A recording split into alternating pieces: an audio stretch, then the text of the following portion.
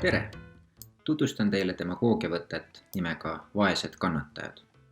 See on eksitav võte, kus kuulajad üritatakse veenda selliste emotsioonidega nagu haletsus ja kaastunne.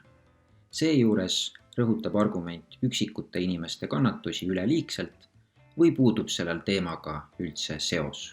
Sellised lood on meie ajule väga veenvad, luues pähe värvika pildi üksikust kannatajast, kellega samastuda ja kaasa tunda.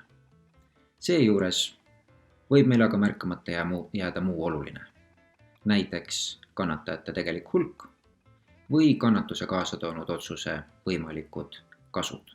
Näitena päriselust levib praegu sotsiaalmeedias lugusid üksikutest inimestest, kellel on koroonaviiruse vaktsiin toonud kaasa kõrvalnähtusid.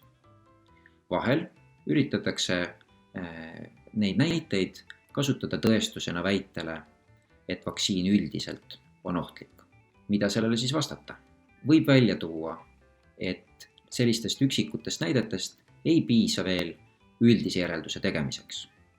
Selguse saamiseks võib küsida esiteks, kui suurel osal vaktsineeritutest on kõrvalnähud esinenud ja teiseks, mis juhtuks siis, kui me vaktsineerimist ei teeks.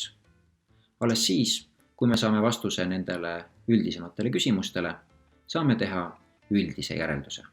Soovin teile häid argumente.